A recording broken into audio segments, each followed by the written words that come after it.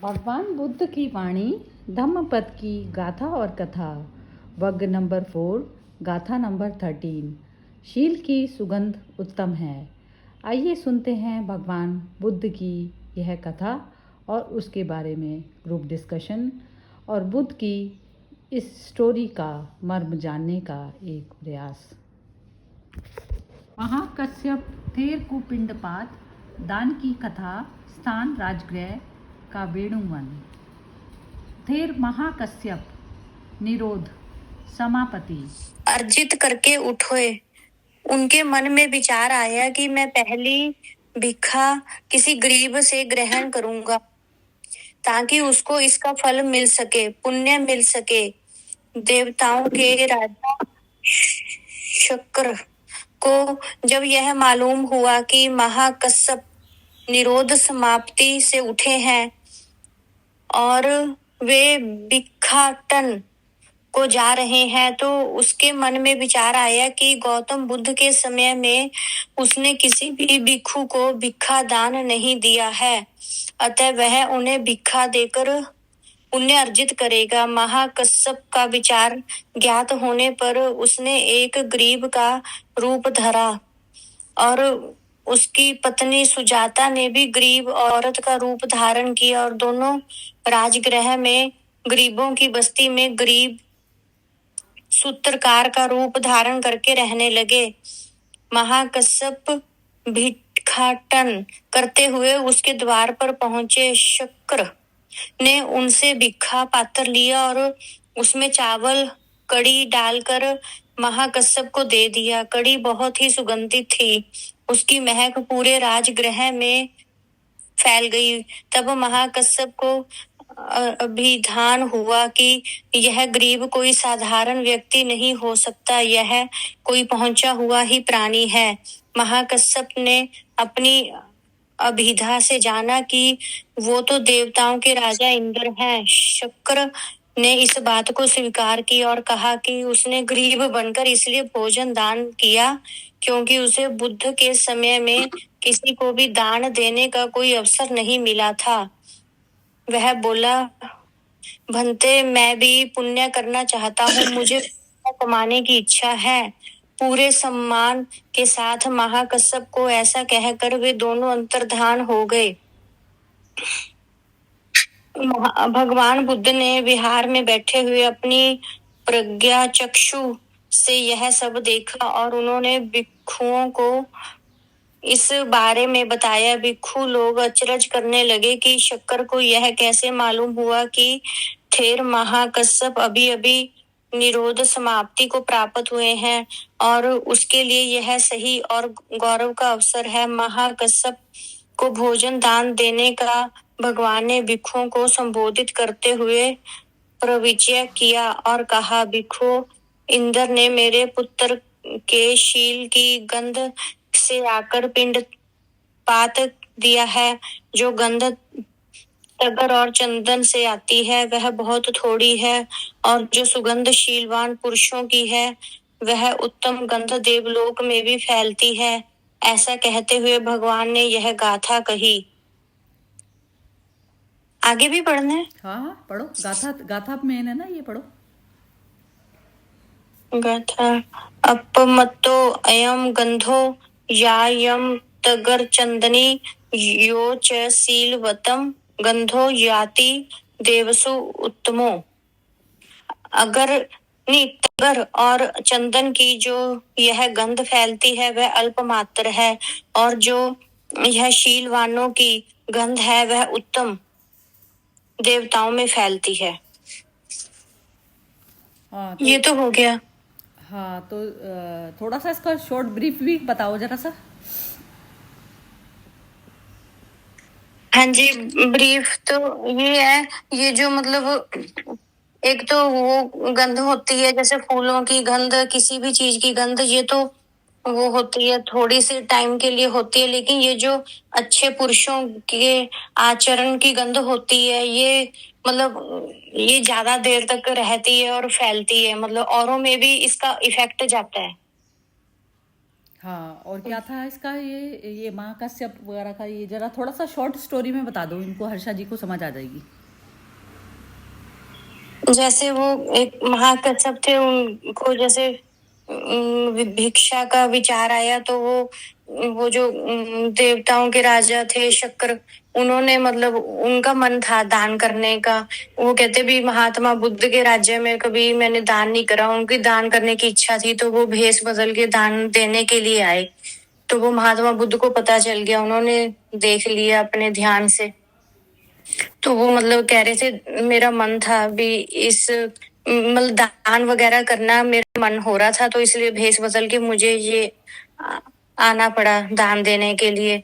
इस पर वो महात्मा बुद्ध ने अपने वो जो उनके शिष्य थे उनको बताया, और ये भी बताया कि ये मतलब ये जो गंध होती है अच्छे पुरुष की भी, ये तो फैलती है अच्छे से, और ये मतलब परमानेंट गंध होती है, और ये जो टेम्परेरी गंध होती है जैसे फूलों की, और ये टेम्परेरी कुछ थोड़े टाइम की होती है। हाँ, बहुत सुंदर बोला तुमने, बहुत ही सुंदर ढंग से तुमने समझाया इसको। हाँ, ये बिल्कुल लेवल बहुत ज़बरदस्त ऊपर हो चुका, बहुत ही सुंदर बोला है। हाँ जी हर्षा जी बोलिए आप।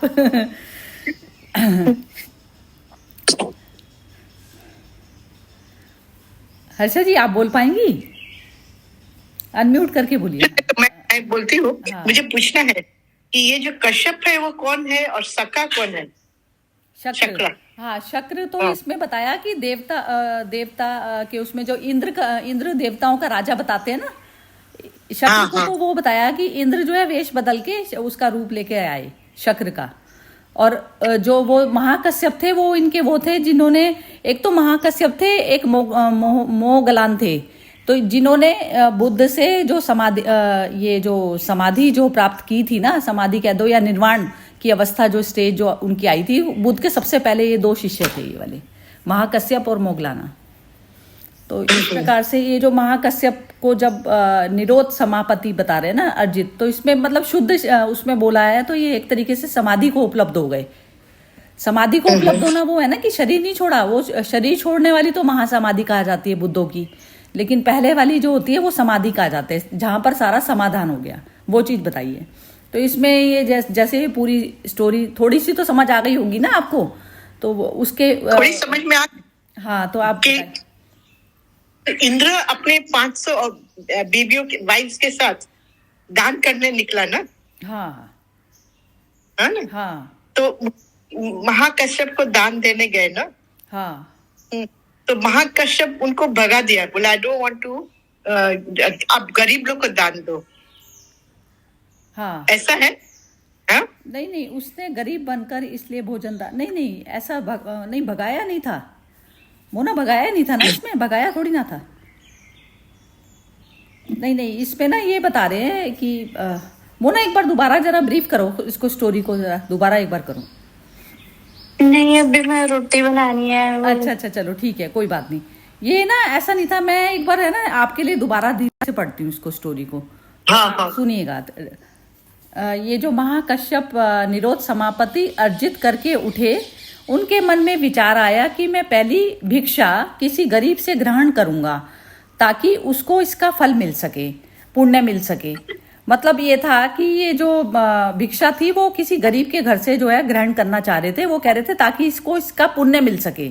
मतलब जो उन्होंने प्राप्त किया है ना, तो जो मनुष्य देता है तो वो एक जैसे बुद्धों का आशीर्वाद कह लीजिए ना, तो वो जो है कुछ ना कुछ इस तरीके की, जैसे हम कहते हैं ना परमात्मा के समक्ष जाते हैं तो हमारा इम्प्योरिटीज सारी गायब हो जाती हैं। परमात्मा का साकार ये होता है ना, साकार स्वरूप में, जैसे मूर्ति में भी कोई इंसान वो करता है, मूर्ति के भी दर्शन करने जाता है, तो वो शुद्धि हमारी ऑटोमेटिक हो जाती है, उसके सामने जैसे आते हैं।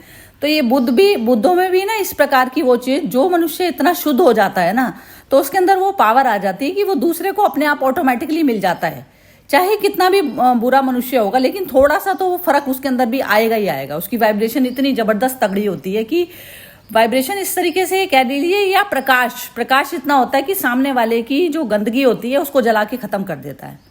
तो वो कह रहा है कि मैं गरीब के पास जाऊंगा। तो गरीब मतलब वैसा नहीं गरीब गरीब जो जिसपे है नहीं कुछ, वैसा वाला गरीब नहीं, गरीब जिसपे ये आध्यात्मिक संपत्ति नहीं है, जिसपे, उस पे जाऊंगा।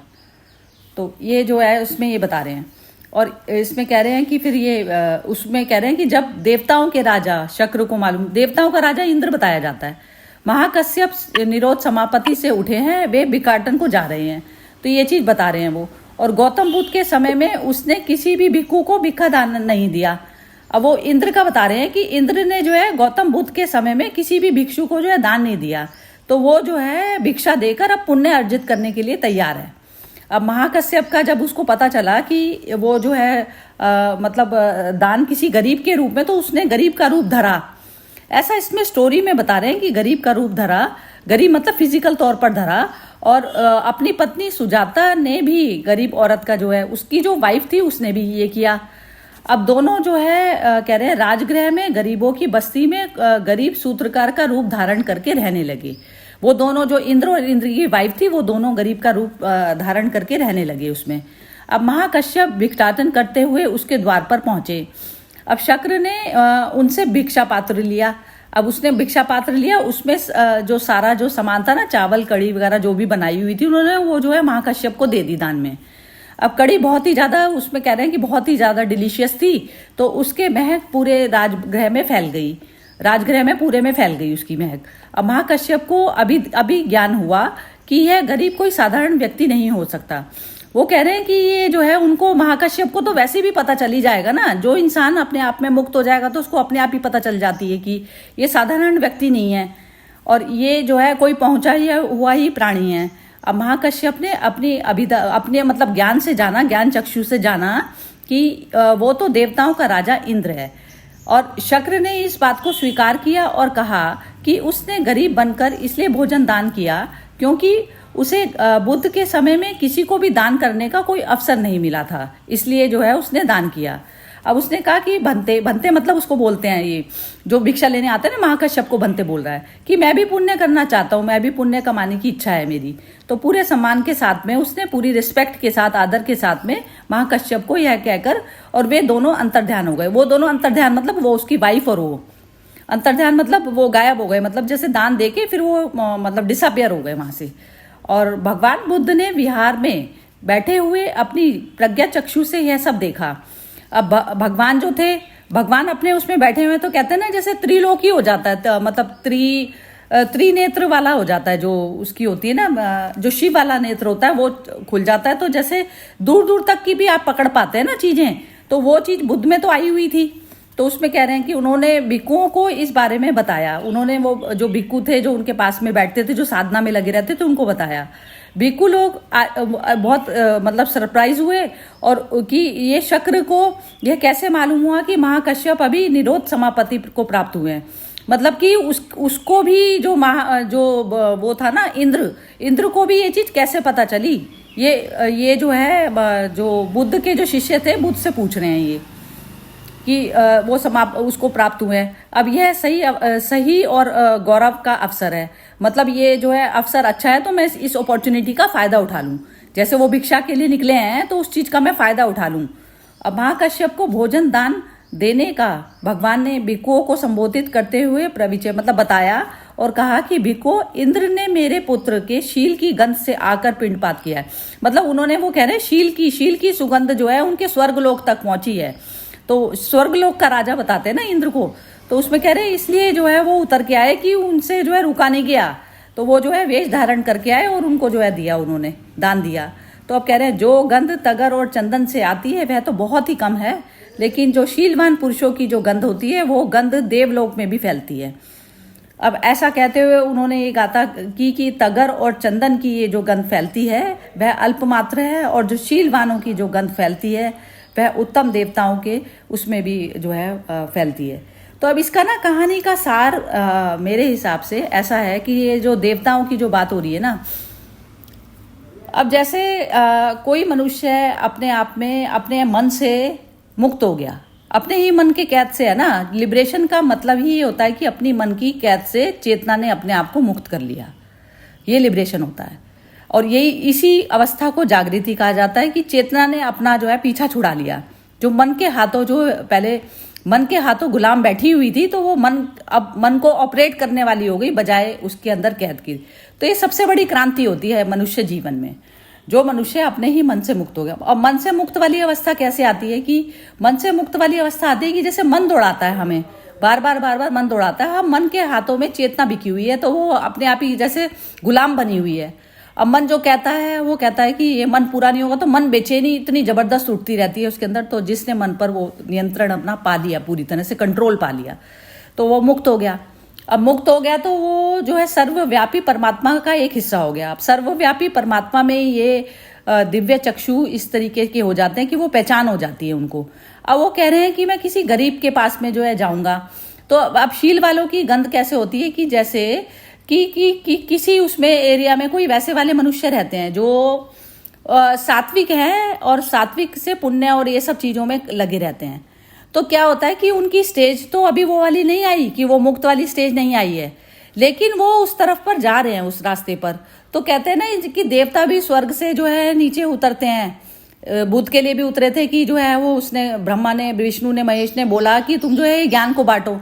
तो वो भी ना अपने मन की स्टेज है, अपने मन की स्टेज है कि जब मेरे अंदर ज्ञान बांटने का भी एक वो है ना, क्रेज है, तो वो तब तक मेरी स्टेज भी ऐसी है कि मेरा अपना मन ही बोल रहा है कि ये जो चीज मैंने प्राप्त की है तो वो चीज मैं दूसरे को भी बताऊं। तो ये भी एक इच्छा हुई। तो इच्छा वाला जो जहां पर भी रोल आ गया वो भी ब्रह्मा सृष्टि रचन हो गया ना। इच्छा मतलब सृष्टि रचन। तो सृष्टि मेरी अपनी रचनी है। अब सृष्टि को जो है वो खत्म वाला, सृष्टि जो रची वो मैंने अपनी रची। तो अब ये जो देवता वाली जो कैटेगरी में जो लोग आते हैं, देवता वाली कैटेगरी में जैसे एक सुगंध, एक शीलवान पुरुष है। ये शीलवान मतलब ये हो गया जो जिसने अपने आप को स्वयं को मुक्त कर लिया। तो वो सुगंध तो अपने आप ही आएगी ना। जो मनुष्य खुद उस रास्ते पे, तो वो देख पाता है कि ये मनुष्य अब मन के हाथों में नहीं कैद है, तो ये चीज देख पाता है। तो वो कहता है, जैसे अब बुद्धों के दर्शन करने की भी इच्छा होती है ना, ऐसे मनुष्यों की इच्छा होती है। तो वो जो है कह रहे हैं कि गरीब का वेश भर के ही जो है मैं चला जाऊं, मतलब मैं ये प्राप्त कर लूं, क्योंकि मैं उस समय तो नहीं कर पाया, उस समय उसकी उतनी स्टेज नहीं होगी। वो अभी जैसे कहते हैं ना, देवता की भी तो कैटेगरीज होती है ना। तो आप उस रास्ते पे तो चल रहे हो, लेकिन आपके अंदर वो चीज की समझ नहीं थी कि बुद्ध आके चले जाते हैं जैसे, तो लेकिन फिर भी हम बुद्धों पे ध्यान नहीं देते। तो वो क्या है, हमारे अपने मन का ही तो चक्कर है ना। तो जब हमारा मन शुद्धिकरण पे आता है तो हम कहते हैं बुद्धों की सेवा से बड़ी सेवा कोई नहीं होती। बुद्धों की सेवा मतलब होती है कि कोई अपॉर्चुनिटी मिल जाए मुझे कि मैं जो इनका कर दूं, तो उससे वो क्या होता है, बुद्ध क्या देते हैं, बुद्ध दूसरे इंसान को मुक्त कर देते हैं। मुक्त कर देते हैं मतलब उसको, उसके अंदर जैसे कहते हैं ना, उनकी कृपा हो जाती है। तो कृपा से जैसे जो बंधन है ना, जो मैं खुद नहीं तोड़ पा रही हूँ, लेकिन वो किसी के सहारे से टूट गई मेरी बेड़ी एकदम। तो इस प्रकार से जो बुद्धों का जो दान होता है ना, वो अल्टीमेट दान होता है। बाकी तो क्या होता है ना, जैसे हम किसी के लिए कुछ भी करते हैं तो वो ऐसा दान होता है कि कोई फिजिकल उसमें हमें चाहिए चीज, कि किसी की शादी हो जाए, हमारा बच्चा पढ़ लिख ले, इस तरीके की जैसे जो इच्छाएं होती हैं। लेकिन उसकी पर्टिकुलर जो इंद्र की इच्छा थी, कि इंद्र की भी तो इच्छा मुक्त होने की है ना, देवता वाली भी तो कैटेगरी बंधन ही हो जाती है ना। तो वो जो मुक्त वाली स्टेज होती है वो सिर्फ मनुष्य योनि में प्राप्त होती है। तो मनुष्य वाली जो अवस्था है, और ये जो देवता वाला भी जो बता रहे हैं ना कि उसने वेश में आके वो करा, तो जैसे एक चेतना जो है उस पर बैठी है, अभी उसको बॉडी नहीं मिली। देवता की कैटेगरी में भी ऐसे वाले भी लोग होते हैं कि एक चैतन्य अवस्था जो है किसी ने प्राप्त कर ली, तो वो मन जो है उसका अभी फॉर्म है, लेकिन अभी शरीर नहीं हुआ उसका फॉर्म। तो शरीर नहीं हुआ तो बीच का जो इंटरवल वाला जो टाइम होता है ना, ऐसे वाली जो अवस्थाएं होती है, वो कह रहे हैं वेश धारण करके जो है वो उसमें आई, तो वो मुक्ति का प्रयास कर रहे होते हैं। हर मनुष्य मुक्ति की तरफ पर जाना है। तो इस प्रकार से देवता की स्टेज को क्रॉस करके फिर जो है मुक्ति वाली अवस्था आती है, एक तो अच्छा करने की बात।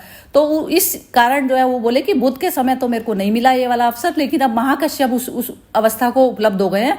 तो वो होता है कि ऐसे वाले व्यक्ति को मैं कुछ दूंगा तो वो मुझे आशीर्वाद के तौर पर मुझे मुक्त कर देंगे, जो बंधन जो है मैं अपने आप नहीं काट पा रहा। तो ये अवस्था मेरा माइंड इस तरीके से लिया इस स्टोरी को। अब आप बताइए क्या समझे।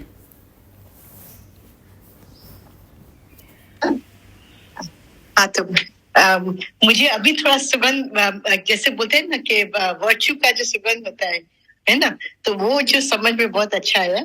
और शर्विंदो का जब अभी जैसे एक बार किसने पूछा था कि जो इंद्र लोक है, देवलोक है, इन लोग का एवोल्यूशन नहीं होता है, खाली मनुष्य योनि में ही हम प्रोग्रेस कर सकते हैं। इसलिए देवता लोग भी बहुत तरसते हैं कि हम लोग सृष्टि पे आए और हम लोग आगे बढ़े। उन लोग का फिक्स्ड रहता है एवोल्यूशन। तो ये जो इंद्र की जो बात हुई ना, तो मुझे वही बात याद आई और अभी तो समझ में आया थोड़ा। पर एक एक अभी भी मुझे ये होता है कि दोनों दानवीर थे, पर दोनों को दान करना था, इसलिए एक दूसरे को हेल्प किए। इसमें स्टोरी में ये है दोनों को दान नहीं, ये जो है जो हस्बैंड वाइफ आए थे, इंद्र और इंद्र की पत्नी, किसके बारे में? इंद्र और इंद्र की पत्नी जो है दोनों वेश धारण करके आए। ये कह रहे हैं कि वेश धारण करके आए गरीब का। तो वो ऐसा नहीं था कि उन्होंने कर दिया दान, दोनों ने मिलके कर दिया और फिर वो जो है अंतर्ध्यान हो गए। तो ये जो क्वेश्चन था उनके शिष्यों के मन में आया, ये बुद्ध के जो और दूसरे शिष्य थे वो कह रहे हैं कि मतलब इंद्र ही क्यों जो है इस तरीके से मतलब उतरे, वो ये पूछ रहे हैं, वो शिष्य उनसे ये पूछ रहे हैं। अच्छा, महाकश्यप उससे पूछ रहे हैं, बुद्ध से। महाकश्यप का तो हो गया, एपिसोड खत्म हो गया उनका। तो वो कह रहे हैं कि फिर वो बुद्ध ने बताया उनको कि शील पुरुषों की जो गंध होती है वो आकाश तक फैलती है। ये मतलब है कहने का। तो अच्छा, आकाश तक फैलने का भी मतलब ये होता है, पता क्या है, कि जैसे एक प्रकाश ही हो गया ना। सूर्य एक स्टेशन है, सूर्य तो मूव नहीं हो रहा ना कहीं पर भी, अब चारों तरफ में उसमें प्रकाश आया। तो अब सारी सृष्टि क्या है, जागी उठी, ये सब चलता रहता है। लेकिन जो सूर्य का जो प्रकाश है वो अपने आप में ऐसा है ना कि वो सबको ही वो कर देगा। अब उसका भी प्रकाश लेने के लिए जो मनुष्य बाहर आएगा, अपने घर से बाहर आएगा, तो तभी तो उसको मिलेगा ना, और नहीं तो आप अंदर बैठे रहो। तो इस प्रकार से जो देवता वाली जो स्टेज होती है ना, देवता वाली भी मैं ये कह रही हूँ कि ये मन की स्टेज होती है। मन की स्टेज की आप सात्विक कर्म तो कर रहे हैं, लेकिन सात्विक कर्म के बाद में आपकी मुक्ति वाली स्टेज नहीं है। अभी कर्म से बंधन पड़ा हुआ है कि मैं ये पुण्य कर लूं। तो ये पुण्य भी करना ये होता है कि जैसे एक तो कोई गरीबों की, वैसे एक नॉर्मल जो गरीब हैं, जो फिजिकल परेशानी में है, तो इस तरीके से कोई लोग सेवा करते हैं। और कोई जो है बुद्धों की सेवा करते हैं। बुद्धों की सेवा मतलब कि भिक्षा मांगने का जो अवसर है, अब मुझे चाहिए सिर्फ मुक्ति ही चाहिए। अब मेरे को अब सामान और वो सब चीजें नहीं चाहिए, ना आशीर्वाद चाहिए, अब मुझे मुक्ति चाहिए इस मनुष्य जीवन से भी। तो जब वो वाली स्टेज आती है तो तब बुद्ध सामने आता है। जैसे परमात्मा सामने तब आएगा तुम्हारे कि जब तुम पूरा परमात्मा के प्रकाश में लीन होना चाहते हो, तब आता है वो। तो स्टेज अभी हमारी अपनी कच्ची होती है ना, तो हमारी अपनी कच्ची होती है। तो फिर वो जैसे कहते हैं ना, जितना आप परिपक्व स्टेज जो आएगी वो अपने आप सामने आएगा, वो प्राणी आपके जो देने वाला होता है ना। तो इस प्रकार से होता है। और कई बार क्या होता है कि अपना ही मंथन इतना ज़्यादा कर करके आप जो है ऐसी स्टेज जो है आपकी अपनी आ जाती है कि आप प्रकाश में हो जाते हैं। तो ये भी क्या होता है, जन्मों जन्मों चलती चली जाती है ये वाली भी स्टोरी। तो अपने मन की पहले तो शुद्धिकरण जरूरी है, फिर शुद्धि के बाद में शुद्धि वाली स्टेज तो हो गई देवताओं की, और फिर मन के पार वाली जो स्टेज होती है वो होती है उसकी बुद्धों की। मन के पार वाली स्टेज होती है ना, मन जैसे अब मेरा मन कह रहा है कि ये जो है अब हम ये करें सेशन करें, तो ये वाली स्टेज अभी देवता वाली स्टेज हुई। लेकिन अब मैं ये कहूँगी कि सेशन होता है या नहीं होता तो उससे नहीं है, मैं तो प्रकाश में ही हूँ, मैं तो प्रकाश ही हूँ। तो जब मैं प्रकाश में पूरी तरह स्थापित हो गई तो फिर अब मेरे को जो है किसी और से प्रकाश लेने की जरूरत नहीं है ना, मेरा अपना प्रकाश हो गया।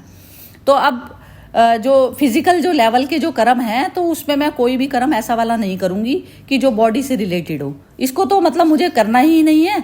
मतलब अपनी बॉडी के लिए कोई चीज़ जो भी करना है, मतलब इस प्रकार का मेरे अंदर प्रकाश आ गया कि जब तक ये इस बॉडी में मेरी चेतना है तो तब तक मैं इसको निमित्त मात्र बनकर और जो है सारा कुछ कर रही हूँ। इस बॉडी के लिए कोई भी छल कपट इस तरीके के सारे कर्म मेरे खत्म हो गए। और बॉडी की भी मेंटेनेंस जितनी जरूरी है मैं उतनी करती हूँ, क्योंकि बॉडी भी मेरे को गिफ्ट है। तो इस प्रकार से एक ऐसी जागृति आ जाती है कि जिसमें आप सुलझ कर जो है जीवन को अपने जीने लगते हैं। तो उसमें वो नॉलेज की आपको जरूरत नहीं पड़ती, आप स्वयं जो है प्रकाश हो जाते हैं। ये मतलब है, वो अल्टीमेट स्टेज होती है ना, वो स्वयं प्रकाशित हो गए ना आप।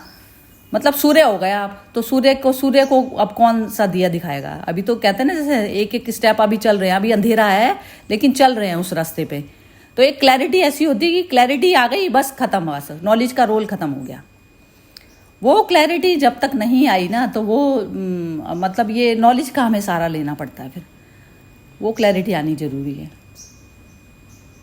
अब आप बताइए कि ये जो चीज़ अपने शब्दों में बताओ, फिर मैं बताऊंगी आपको कि मतलब जैसे नॉलेज का भी जब तक क्रेज है ना, नॉलेज को भी लेने का क्रेज है, तो आप स्वयं प्रकाशित नहीं हुए, मतलब ये है।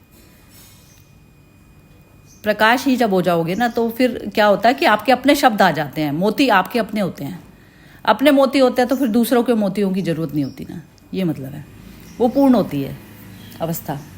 हाँ हाँ जी, बताइए। अभी मुझे एक डायलॉग मेरे ससुर कृष्ण जी में, जय कृष्णमूर्ति में बहुत मानते थे, तो वो हमारे चंपकलाल जी जो थे, जो श्री अरविंदो के परम भक्त थे ना, हाँ, हाँ तो जी। उनको भी लेकर गए कृष्ण ऋषि वैली में, और उनसे कहा कि आपने कुछ प्राप्ति हुई आपको कृष्ण जी से, हाँ? तो और कृष्ण जी को पूछा कि आप क्या कुछ प्रकाश दे सकते हैं, तो कृष्ण जी का एक लाइन बहुत ब्यूटीफुल है, no one can give you light, you are a light unto yourself, you know. हाँ, मैं तो समझ। कृष्ण जी, हाँ, तो बोला मैं कुछ दे नहीं पाऊंगा और ये कुछ ले नहीं पाएंगे, जो करना है वो खुद को ही प्रकाशित होना है, अपने स्वयं को ही, स्वयं भू जो बोलते हैं ना। तो ये जो मुझे आपने जो डिस्कशन किया, तो वो बहुत अच्छा है, वो है डिस्कशन था मेरा ससुर का, कृष्ण जी का, और चंपकलाल जी एक शब्द नहीं बोलते थे पर लिख कर बताते थे कभी कभी, यू नो। तो बॉन्ड में से उन्होंने कुछ लिया था कि मैं शब्द नहीं बोलूंगा। तो ये जो आपने बताया, तो ये एक्चुअली आत्मनिर्भर खुद को ही होना है। लॉन्ग टाइम में तो आप देखेंगे ना, तो आत्मनिर्भर से ही अपना काम चलता है, नहीं तो आदमी कभी सगवड़ नहीं हुआ, कभी जूम नहीं चला, इंटरनेट डाउन हुआ, ये आज चीज़। क्लास डाउन हो गया, तो हम लोग क्यों निराश हो जाते हैं।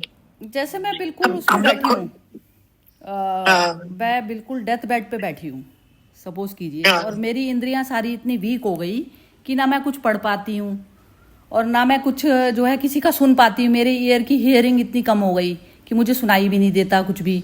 जैसे लोग जो है कुछ वो चांटिंग का कोई लगा देते हैं, जैसे कोई लगा देते हैं, लेकिन मुझे Yeah. सुन ही नहीं रहा। तो जब तक आपकी स्वयं की अनहद नाद में प्रवेश नहीं हुआ, उस संगीत को आपने सुना नहीं, तो आपकी अधूरी रह गया ना, आप स्वयं प्रकाश नहीं हुए Yes. ना। तो अब उसमें, जैसे मैं अब उस पे बैठी हूँ, तो मेरा शरीर जा रहा है, इंद्रियां जा रही हैं, सब चीजें मैं देख रही हूँ, सब चीजें जा रही हैं, लेकिन मेरे अंदर से विचलित वाली अवस्था नहीं है। मैं तो उस स्टेज तक आके सोचती हूँ ये चीज की, क्योंकि स्वयं प्रकाश के बिना बात नहीं बनती। तो स्वयं प्रकाश में आप स्थित हो गए, और फिर जो सारा जो ड्रामा, जो वर्ल्ड ड्रामा जो चल रहा है, तो आप देख रहे हैं, उसमें अपनी बॉडी का भी देख रहे हैं। तो इस प्रकार से ये देखने वाली अवस्था मेरी अभी स्टेबल नहीं हुई, लेकिन मुझे दिखने लग गया। ये क्या हुआ कि ये जैसे जब गीता कराती थी मैं, ये गीता के जब पूरा रेगुलर में 6 दिन जो गीता होती थी, तो गीता में ये सडन अनलाइटनमेंट हुई थी। मतलब मैं अपने आप में ये बताना चाह रही हूँ, मेरे को जो मैं ऑडियो सुनती थी, सब कुछ, इतनी क्रियोसिटी थी मेरे को कि वो तत्व का ज्ञान क्या चीज़ होती है, तत्वों में मैं प्रवेश कर जाऊं, तत्व ज्ञान क्या चीज़ होती है, बहुत ज़बरदस्त। सुबह भी उठे, रात को भी उठे, बेचैनी सी रहती थी कि उसको जाना नहीं होता, उसमें मर्ज हो जाना होता है। तो वो हम स्वयं लाइट हो गए। अब इतनी वो फड़फड़ाहट, मतलब इस तरीके की थी जैसे मछली टाइप की, समझ लीजिए। तो वो जैसे जाना ना, जैसे ही वो चीज जागृति में आई, वो ऐसा हुआ कि एकदम माइंड का ना शिफ्ट हो गया। इतना मतलब रौनक अंदर से भी आ गई, और अंदर है ना, आप कोई भी चीज स्टे नहीं कर पाती है। ये कृपा हुई, जैसे ग्रेस हो गई, उसकी उतर गई। इतनी अपने अंदर वो थी ना कि जैसे उसको जानने की इतनी ज्यादा क्रियोसिटी थी कि वो अवस्था आ गई। तो फिर वो उसमें क्या होता है कि जैसे आप भी जो वो भेजती है ना, शेरविंदो का या उसका भी भेजते हैं ना, जो भी आप कोट्स भेजते हैं, तो वो कोट्स ना मतलब अपने अंदर से निकलने लग जाते हैं। अब जैसे कि कोई भी मनुष्य है, कोई अपने ज्ञान के हिसाब से कोई चीज़ बोल रहा है, अब बोल तो रहा है, लेकिन उसके मन के कौन से लेवल से वो निकल रही है, ये चीज़ पता चल जाती है। तो अभी मन का तल, अभी वो आत्मा वाला तल आ जाना चाहिए। आत्मा वाला लेवल जैसे ही आएगा ना, तो वो ये नॉलेज सब छूट जाती है। मतलब सिर्फ आंखें और वो सब चीज़ें ना, ऐसे लगता है ये इंद्रियों का जैसे ज्ञान ही आ गया। तो उसमें क्या होता है कि आप हर चीज़ में इतना सुलझ गए ना, आप कहीं भी कॉम्प्लिकेटेड उसमें जीते ही नहीं है, और ना कोई भी सिचुएशंस आपको परेशान कर पाती हैं। परेशान इसलिए नहीं कर पाती ना, क्योंकि आप बॉडी लेवल पर जीना ही खत्म हो जाता है। तो वो सिचुएशन जो भी आई आराम से हैंडल, जैसे स्काई के लेवल पर और नीचे कोई चीज़ में फसाद हो रहा है, तो उसमें जो है आप उसको सॉल्व कर पाते हैं आराम से, क्योंकि आप खुद स्काई वाले लेवल के हो गए ना, आप खुद हट गए इस बॉडी से।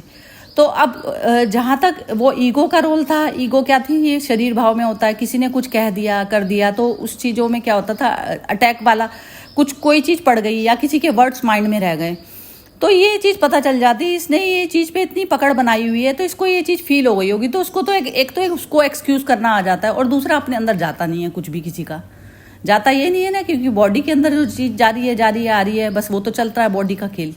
तो ऐसी अवस्था जब तक नहीं आई तब तक ज्ञान और ज्ञान का अभ्यास जो है बहुत ज़्यादा ज़रूरी है। और वो क्रियोसिटी जैसे ही आती है तो वो आत्मा और परमात्मा दोनों मर्ज हो जाते हैं, तो वो मर्ज वाली अवस्था जो होती है, रिवर मतलब रिवर पहले ही समुद्र बनना है उसे, रिवर से काम नहीं चलेगा, समुद्र पहले बनकर और फिर तब आप ऑपरेट करते हो, तो वो मुक्त वाली स्टेज होती है, ये अवस्था आनी चाहिए। क्या समझ आया? अब जरा से इसको एक बार और एक्सप्लेन करो हर्षा जी जरा। जो रिवर को ख्याल आ जाना चाहिए कि मैं यदि मर्ज भी हो रहा हूँ तो मैं विशालता में और विशालता में जा रही हूँ, है ना। तो मुझे एक रिवर को एक डर होता है कि मैं अपना अस्तित्व खो जाऊंगी समुद्र में, पर यदि उसको ये ख्याल हो जाता है कि विश्व ही और हम एक ही है और ये समुद्र भी मैं ही हूँ, और मैं वो क्वांटम लीप जो बोलते हैं ना, तो क्वांटम लीप जो आदमी लेता है लाइफ में तो उसको भय फिर निकल जाता है, उसको लगता है कि मैं विशालता में ही हूँ, आ गया हूँ। आपको मैं एक पर्सनल उदाहरण दूं, हमारे एक टीचर थे वहां में, उनका नाम फ्रेंच टीचर थे, पर वो वर्ल्ड वॉर का टाइम में उनको बहुत सारे विजन्स आने लगे थे और he was a very brilliant scientist in France, you know. और तभी मदर का हस्बैंड जो फर्स्ट हस्बैंड मदर का जो हस्बैंड थे ना, he was governor of Pondicherry, तो पौंडीचेरी प्रमुख होते गया फ्रांस में। तो उनको भी एक ऐसा हुआ कि उन्होंने कहा, मदर का हस्बैंड बोला कि ये एक बहुत अच्छा ऋषि है जो ज्ञानी है और आपको आपका साइंटिफिक क्वेरीज को सॉल्व कर सकेंगे। तो वो आए थे 1929 में, हाँ, जब फर्स्ट वर्ल्ड वॉर के बाद, और उनका ऐसा था कि वो इतने जैसे आपका अंदर जैसे जागृति इतनी है ना, तो बहुत परसिस्टेंट क्वेश्चंस उनका था। डायलॉग्स विद श्री अरबिंदो बहुत ब्यूटीफुल है। तो इसमें वो इतने जैसे एक प्यास थी उनको, हाँ, और उनको चैन नहीं होता था। और उनकी शारीरिक बीमारी भी श्री अरबिंदो कहते थे, ये प्यास अतृप्तता आपके अंदर इतना है ना कि जानने का, तो वो आपको बेचैन कर देता है। तो इसलिए आपके शारीरिक तकलीफें, पेट की तकलीफ उनको बहुत रहती थी। तो बोला जैसे आपको ज्ञान आते जाएगा और आप शांत होते जाएंगे ना, ये बीमारी भी चली जाएगी आपकी। और वैसे ही हुआ, वो आस्ते आस्ते आस्ते आस्ते जैसे बोलते ना अलाइनमेंट होते जाती है ना, मेंटल अलाइनमेंट टू ट्रूथ। तो जब उनका, मैं जब पढ़ने गई थी that time he was 75 or something, you know, but he was a brilliant teacher, you know. तो इतना compassionate थे, पर उनको कैंसर हो गया था, हाँ? तो उन्होंने भी ट्रीटमेंट बोला मुझे चाहिए ही नहीं कुछ, मैं अभी माँ के अर्पित हूँ, जो ये शरीर का खेल है वो अपने आप होएगा, हाँ? मुझे कुछ भी चीज करना नहीं है। वो जमाने में भी he refused, you know. तो जब उनका अंत आया ना, तो मदर ने लिखा कि आई फेल्ट जैसे पवित्र, उसका नाम पे श्री अरबिंदो पवित्र रख दिए थे, पवित्रदा, हम लोग पवित्रदा उनको बुलाते थे, पवित्र मेरे अंदर पूरा समा गया है, यू नो। तो ये जो आप बोलते ना कि समा जाना ट्रुथ में या अपने गुरु तत्व में, या फिर गुरु भी जो आप देखते हैं वो गुरु है, गुरु तो शरीर तो है ही नहीं, गुरु तो तत्व ही है, परम तत्व है ना। तो बोलते हैं वो तत्व में जब आदमी समा जाता है ना, तो उनका जैसे सरलता से वो चले जाते हैं वो योनि में, निर्वाण के योनि बोलो, जो जहां उनको अभी वो यदि जन्म लेंगे तो अवतार तरीके लेंगे, कि मदर ने बोला एक मिशन लेकर आएंगे, अभी उनका जब कुछ मिशन कुछ दिखेगा तो तभी वो जन्म लेंगे। तो ऐसे जो सेल्फ रियलाइज्ड होते हैं ना, जैसे आपको भी एक मिशन आ गया ना लाइफ में, आपका मिशन कितना सुंदर है कि आपने अपना लाइफ में देख लिया people who have attend liberation इतना टाइम तक, तो आपके अंदर जरूर वो बीज तो ऑलरेडी चला ही गया है। तो ये जो तृष्णा जो है फॉर नॉलेज, वो इतनी सुंदर तृष्णा है कि वो आदमी को हमेशा अलाइव रखेगा, है ना। सुषुप्ति में जाने नहीं देगा, माने निद्रा में नहीं जाने देगा। सुषुप्ति अलग चीज हो जाती है, निद्रा में नहीं जाने देगा। नहीं, वो तो निद्रा में तो ये होता है कि पूरा दिन में ही नहीं होता। हाँ बिल्कुल ठीक कह रही हैं आप। तो वो तो सोते जागते ना वो आपकी वो अवस्था रहने लग जाती है, वो अपने आप रहती है। वो- और ये भी जो होता है ना, जैसे आपकी बॉडी जा रही है और आपकी अंदर क्यूरियोसिटी है कि आप जो है दोबारा आकर और ये सब प्रचार करें, तो वो भी मन एग्जिस्ट कर रहा है आपका। मन की अवस्था है, वो मन की अवस्था है। और जो पूर्ण समाधि वाली अवस्था होती है कि बस कर लिया, इस बॉडी के रहते हुए मैं कर लिया, तो वो मन पहले ही खत्म, मतलब पहले ही मर्ज हो गया वो उसमें, ऐसा भी होता है। तो ये ज्ञान भी बांटने का भी एक वो होता है ना, जैसे मेरा मन है अभी, तो मन एग्जिस्ट कर रहा है, चाहे वो अच्छी चीज के लिए कर रहा है, लेकिन वो मन कर रहा है अभी एग्जिस्ट। अब जब ये मन पूर्णता पर आ जाता है, पूर्ण और एक आकार हो गया, तो सारा पूर्ण की सृष्टि से पूर्ण ही ऑपरेट कर रहा है बस। उसको तो मेरा अपना अलग से कोई अस्तित्व नहीं है कि मैं जो है करूं। तो इतना सरेंडर भाव लास्ट में आ जाना चाहिए कि बस पूर्ण में मर्ज हो गए, जैसे पूर्ण में एकाकार हो गया, जैसे सारे सृष्टि का खेल उसी का ही चल रहा है ना बस। तो इस प्रकार से पूर्ण में एकाकार ये चीज आती है, मतलब ये समझ तो आने लग गई, समझ आ गई। और वो पहले तो क्या था ना, जैसे वगैरह किसी के हाथ समझते थे, लेकिन अब अपनी समझ ही पैदा हो गई ना ऐसी। तो उसमें ये सारा खेल जो है सिर्फ अपना ही, एक ही चेतना से उपजा। रावण भी, राम भी, और जितने भी जीव हैं एक ही चेतना से उभरे हुए हैं ना। सारा जो सारा वर्ल्ड है वो एक ही चेतना का है। तो ये चीज जो है पता चलने लग जाती है, तो एक में मर्ज हो जाता है। वो गुरु तत्व अपने अंदर ही जागृत हो गया ना, ये चीज हो गई। हाँ बस। तो वो मतलब अच्छा लगता है, हल्कापन रहता है एक्चुअली, भारीपन आता नहीं है, हल्कापन रहता है। यस, हल्कापन रहता है सारा टाइम। तो वो चीजें और नहीं, और एक चीज जो है, एक चीज हमने देख लिया कि जैसे आपने कहा ना कि ये जो खेल है ये शरीर के साथ है। कर्म हम लोग शरीर द्वारा करते हैं और शरीर को चलाता है मन। तो मन कौन सी स्थिति में रहती है, तो बोलते हैं ना मन तो ज्योति स्वरूप है, एक्चुअली ज्योत स्वरूप है ना। तो ज्योत स्वरूप में रहना माने ज्ञान की खोज में हमेशा हमारा माइंड को जैसे सफाई में रखना। ज्ञान ही तो मन को साफ कर सकते हैं, और कोई चीज साफ नहीं कर पाएगा। है कि नहीं? अपना राग, अपना द्वेष, क्योंकि शरीर के साथ संबंध है, शरीर के साथ अपनी आकर्षण, खुद का भी आकर्षण होता है शरीर के साथ, और अपने मोह शरीर के साथ। शरीर का भी जो मोह होता है वो भी बहुत गहरा होता है। तो उससे भी बाहर निकल कर अपने आप को देखना कि मैं, जैसे हमारी एक साधिका है, उसका मैं आपको 1-2 लिंक्स टॉक्स भेजूंगी, पर्सनल में भेजूंगी, इसमें नहीं भेजूंगी।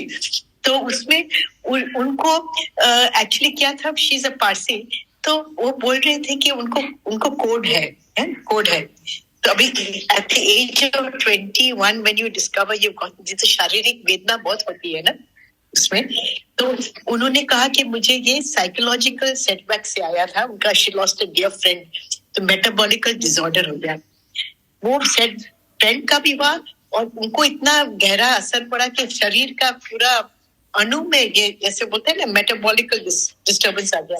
पर वही बीमारी को लेकर वो योगा, तो वो अभी जैसे उन्होंने खुद अपना स्टोरी बताई ना, तो उसमें वो वही बोल रही है कि जैसे लाइफ में ट्रायल्स ट्रिब्यूलेशंस आते हैं ना, तो शरीर का भी हमको ख्याल आता है कि हमारा किधर में मन लगता है, तो शरीर में भी बहुत गहरा अटकाव रहता है। तो उससे हम लोग पर कैसे आ सकते हैं, तो योगा थ्रू, बहुत अध्यात्म थ्रू, और बहुत उसका जर्नी बहुत ब्यूटीफुल रहा है।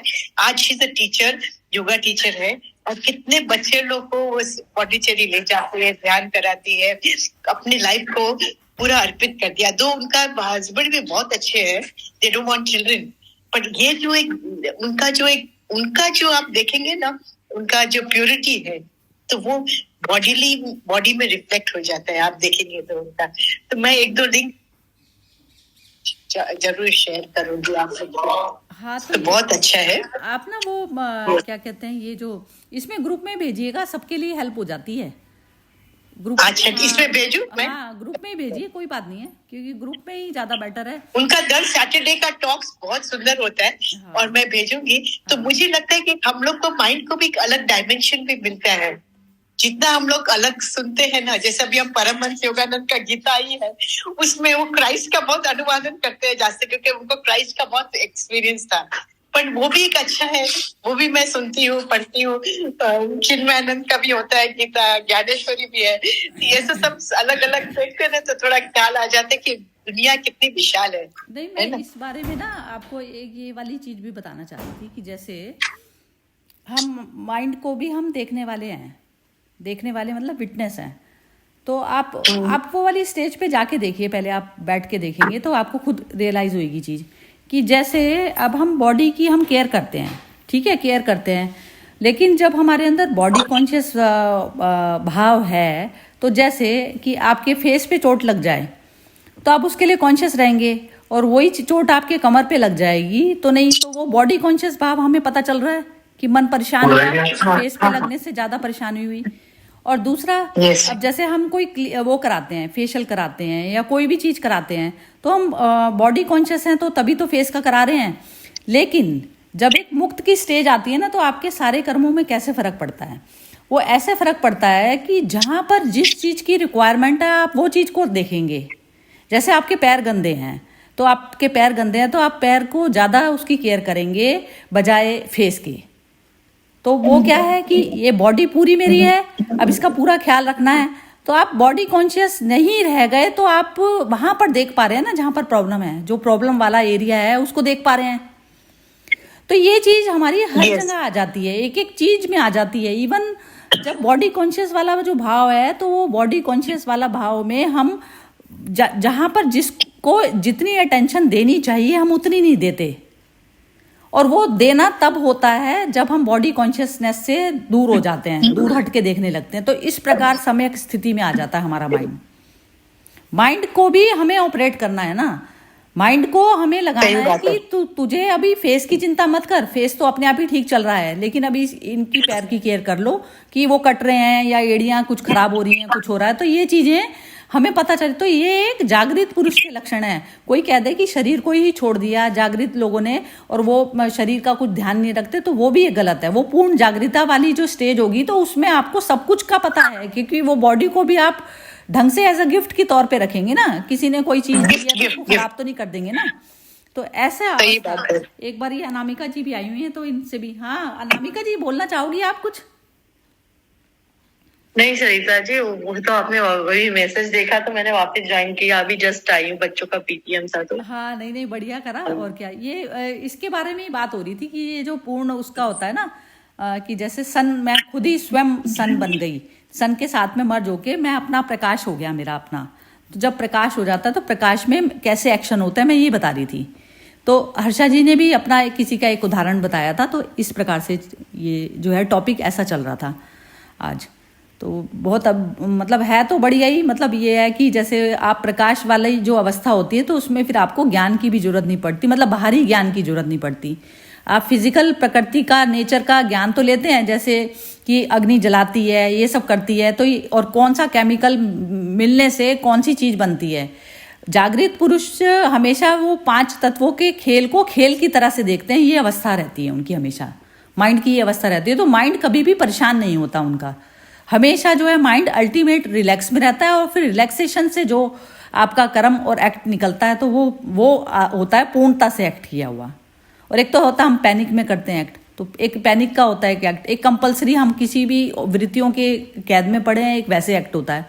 तो एक जब हमारा एक्ट जब पूरी तरह से स्वतंत्र होकर, अपने आप से स्वतंत्र होकर जब एक्ट होता है तो वो पूर्णता में किया हुआ एक्ट होता है। और पूर्णता में एक्ट जब करते हैं हम, सिर्फ वही कर्म सिर्फ हमें अटैच नहीं करता, क्योंकि हम कर्म से परे हो गए ना, फिजिकल बॉडी अलग होगी। फिजिकल बॉडी को अलग करके जब आप ऑपरेट करेंगे ना, तो वो कर्म पूर्णता से किया हुआ कर्म कहते हैं। हाँ जी हर्षा जी, जरा सा आप लास्ट बोलिए, फिर खत्म करेंगे सेशन। हाँ जी, अनम्यूट करके बोलिए हर्षा जी। आपने हाँ आपने बहुत अच्छा समझाया। और यही है कि हम लोग का जो प्रयास है लाइफ का, जैसे आज हम लोग रास्ते बने गोल से शायद बहुत दूर भी होंगे, पर हमारे एक उत्साह और एक व्याकुलता दोनों इतने तनाव मुक्त है कि हम लोग एकदम आराम से जा रहे हैं और जरा भी उतावला से पन से नहीं जा रहे हैं। तो ये धीरज भी हमको रखना है कि जो हम सुनते हैं वो तुरंत हम रियलाइज भी नहीं कर पाए, पर हमने प्रयास पुरुषार्थ चालू रखनी है बस। हाँ, धीरज हमको रखना है बस हमेशा। पुरुषार्थ का भी ना, जैसे हम कहते हैं एक तो फिजिकल वर्ल्ड में पुरुषार्थ किया जाता है, पुरुषार्थ उसको किया जाता है कि चेतना स्वयं पुरुष के पास आ गई चेतना, जो हम जो बॉडी भाव है ना, अहंकार भाव जो होता है वो पुरुष, मतलब जैसे उसको अपना वो मिल गया, क्या बोलेंगे उसको, हस्बैंड मिल गया जैसे, ये कह दीजिए एक चेतना भटकी हुई है तो वो स्त्री की तरह से लिया जाता है ना उसको, तो उसको कहते हैं पुरुष मिल गया। तो पुरुष के पास आना मतलब 0 लेवल पे आ जाना। बस यही। हर और आपने बहुत वाइज बात की, एक बहुत अच्छी वाइज विजडम की बात की कि पाँव की एड़ी फट जाता है वो हमें दिखता नहीं, पर हमको अपना चेहरा अच्छा रखना है।